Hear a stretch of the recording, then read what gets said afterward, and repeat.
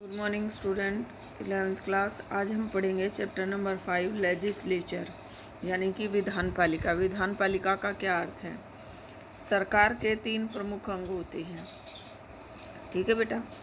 भारत में संघात्मक शासन व्यवस्था है यानी कि संघीय प्रणाली है।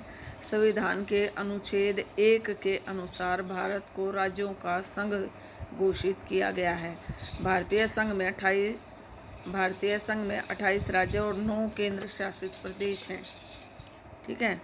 संविधान के अंतर्गत केंद्र और राज्यों में शक्तियों का विभाजन किया गया है। भारतीय संघात्मक व्यवस्था केंद्र की ओर झुकी हुई है।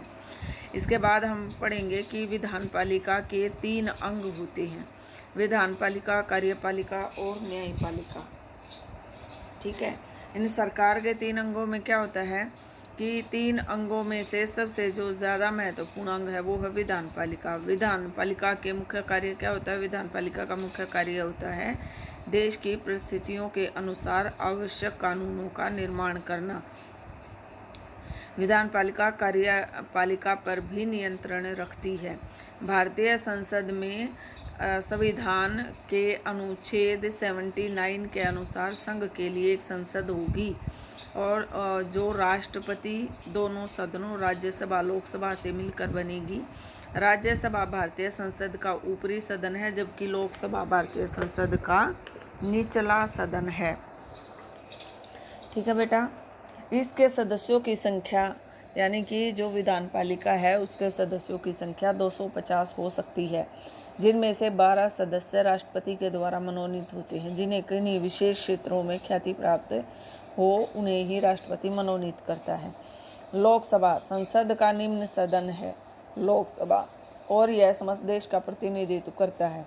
लोकसभा के सदस्यों की कुल संख्या 552 हो सकती है। इनमें से 550 निर्वाचित और 2 सदस्य राष्ट्रपति द्वारा एंग्लो इंडियन नियुक्त किए जाते हैं। इसके अतिरिक्त राष्ट्रपति संघीय संसद का भाग है लेकिन इसका सदस्य नहीं है। ठीक है। अब हम पढ़ेंगे राज्यसभा। राज्यसभा संविधान के अनुसार राज्यसभा के सदस्यों की संख्या अधिक से अधिक 250 हो सकती है, जिनमें से 238 सदस्य राज्यों और संघीय क्षेत्रों का प्रतिनिधित्व करने वाले होंगे। 12 सदस्य राष्ट्रपति द्वारा मनोनीत किए जाएंगे जिन्हें समाज सेवा, कला, विज्ञान, शिक्षा के क्षेत्र में ख्याति प्राप्त हो। राज्यसभा की रचना में संघ की इकाइयों को समान प्रतिनिधित्व देने का वह सिद्धांत जो अमेरिका की सीनेट की रचना में अपनाया गया, भारत में नहीं अपनाया गया है। हमारे देश में विभिन्न राज्यों की जनसंख्या के आधार पर उनके द्वारा भेजे जाने वाले सदस्यों की संख्या संविधान द्वारा निश्चित की गई है। जैसे उदाहरण के लिए मैं आपको बताना चाहूँगी, हिमाचल से 3, हरियाणा से 5 सदस्य निर्वाचित होते हैं। वहाँ उत्तर प्रदेश से 31 प्रतिनिधि राज्यसभा में आते हैं। अब हम बात करेंगे लोकसभा की रचना की। प्रारंभ में लोकसभा के सदस्यों की अधिकतम संख्या 500 निश्चित की गई थी। 1963 में संविधान के 14वें संशोधन के अंतर्गत इसके निर्वाचित सदस्यों की अधिकतम संख्या 525 निश्चित की गई।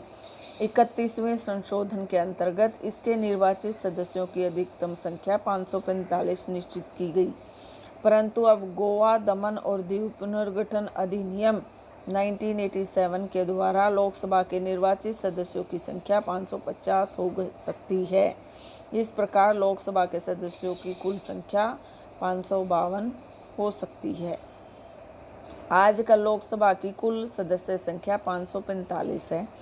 इनमें 543 निर्वाचित सदस्य हैं और 2 सदस्य राष्ट्रपति द्वारा एंग्लो इंडियन नियुक्त किए हुए हैं।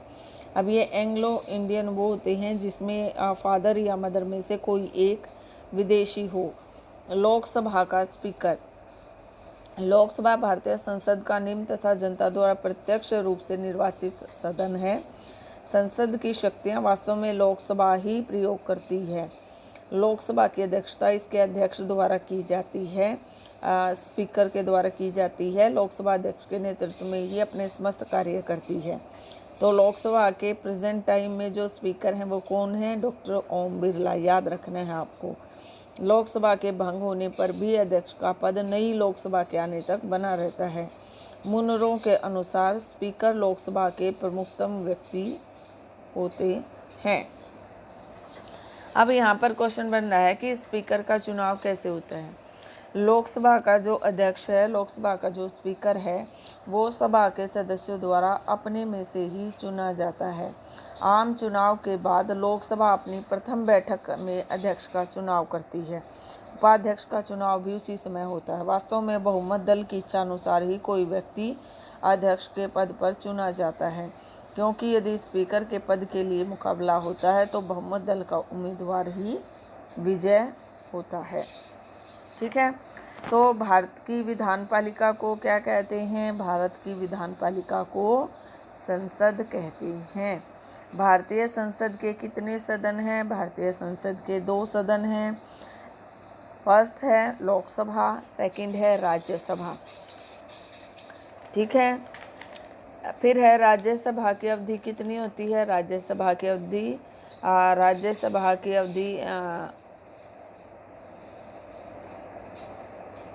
6 राज्यसभा के सदस्यों की जो अवधि है वो होती है 6 वर्ष। ठीक है, और राज्यसभा के कितने सदस्य प्रति 2 वर्ष बाद सेवानिवृत्त हो जाते हैं? 1/3 सदस्य। राज्यसभा की अध्यक्षता कौन करता है? उपराष्ट्रपति करते हैं। लोकसभा में सदस्यों का कार्यकाल कितना होता है? 5 वर्ष होता है। लोकसभा में जो लोकसभा की अध्यक्षता कौन करता है? उनका क्या होता है, मैंने बताया था अभी, लोकसभा का अध्यक्ष स्पीकर करता है, जो बहुमत द्वारा चुना जाता है, जैसे ओम बिरला हैं लोकसभा के अध्यक्ष अभी। फिर है लोकसभा के निर्वाचित सदस्यों की अधिकतम संख्या कितनी हो सकती है? 550 हो सकती है। राज्यसभा के सदस्यों की अधिकतम संख्या कितनी हो सकती है? 250 हो सकती है। राज्यसभा धन बिल को कितने समय तक रोक सकती है? 14 दिनों के लिए रोक सकती है। ठीक है बेटा। फिर है संसद की शक्तियाँ एवं कार्य। संसद संघीय सूची में वर्णित सभी विषयों पर कानून बनाने का अधिकार रखती है। कुछ विशेष परिस्थितियों में यह राज्य सूची के विषयों पर भी कानून निर्माण कर सकती है। वित्तीय शक्तियां संसद राष्ट्र के वित्त पर नियंत्रण रखती है। कार्यपालिका पर नियंत्रण करने का काम करती है। संसद कार्यपालिका पर नियंत्रण रखती है। मंत्रिमंडल संसद के प्रति उत्तरदायी है। यहाँ क्वेश्चन बन रहा है आपका, मंत्रिमंडल किसके प्रति उत्तरदायी है? तो आपको लिखना है संसद के प्रति उत्तरदायी है। लोकसभा अविश्वास प्रस्ताव पास करके मंत्रिमंडल को हटा सकती है। न्यायिक शक्तियाँ संसद राष्ट्रपति और उपराष्ट्रपति को पद से महाभियोग लगाकर हटा सकती है। संविधान में संशोधन। संसद संविधान में वर्णित प्रावधानों के अनुसार संविधान में संशोधन कर सकती है। तो संसद में कौन कौन है? लोकसभा है और राज्यसभा है। ठीक है।